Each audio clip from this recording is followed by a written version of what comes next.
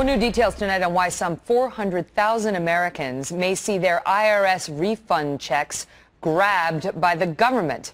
Back in 2011, Congress lifted the 10-year statute of limitations on money owed to Uncle Sam. Oh, they did it so quietly, and now people are paying the bills.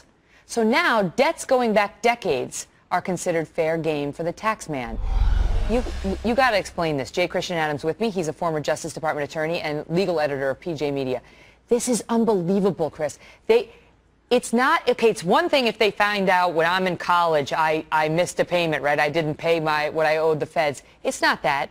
It could be my mom, my dad, my grandpa. They are coming after children, like the distant relatives of people who may or may not have paid their bills, and they're taking it out of our refunds? Yeah, imagine it, Megan. You're sitting at home, you're wondering where your tax refund is. You go to the mailbox and you get a letter from the IRS.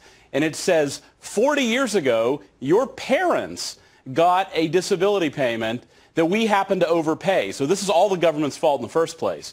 We paid your parents too much, so now we're taking it out of your tax refund.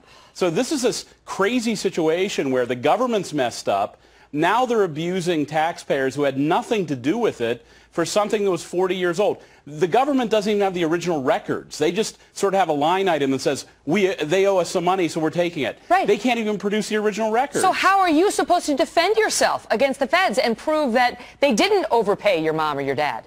Yeah, the deck is stacked against you. First of all, it's the government, but secondly, you can't defend yourself. You have no way of proving it because you didn't even know it happened. You were a child. Some of these debts are from the early 1970s, the 1960s. You didn't even know that your parents got a disability check, and suddenly you get a bill. You don't get your tax refund. So there's no way to defend it. It's a classic abuse by Washington, D.C. of regular Americans who don't know how to do anything about it. Right. And then the people that this has happened to so far are complaining. They're suing, saying this is not legal, but they're complaining that they feel that now there's been retaliation against them, that, you know, can you imagine if you start a fight with the feds over where your refund is and they're claiming this, how long it's going to take you to get it and how many legal fees you're going to have to pay in order to fight that fight?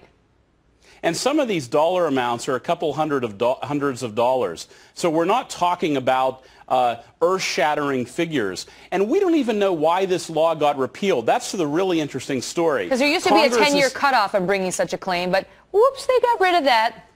And that's why you have 10-year cutoffs, because you lose records. You can't prove anything. But they got rid of this cutoff in Congress. Congress says, oh, it wasn't us, it was the Obama administration. The Obama administration says it wasn't us, it was Congress. And so nobody even knows who's responsible for it. But what it does mean is that people aren't getting the refunds because of an abusive, stupid federal government that doesn't even know how to do its own business. You know what? At this point, okay, let's find out who was responsible. Let's continue pursuing that. But that's no excuse. The administration should say, okay, we don't know who did it. Maybe it was us, maybe it was Congress. We're going to stop it. We're not going to make it. And there's a story in the Washington Post that broke the story. 1960, little Grice, Mary Grice, she was 4. Her father died, left her mother with 5 children. Now, all these years later, Social Security claims it overpaid someone in her family. It's not sure who. Back in 1977, and after 37 years of silence, they're going after her, and she is suing. But the problem is the government now needs to look at Ms. Grice and say, you know what? Never mind. This is ridiculous. Odds of that happening? 0, because she owes money, and so the government will come after her. Look, this is an administration that loves to suspend laws when they're inconvenient and not enforce certain laws. Let's see if they do it here. Unreal. J. Christian Adams, thank you, sir. Thanks, Megan.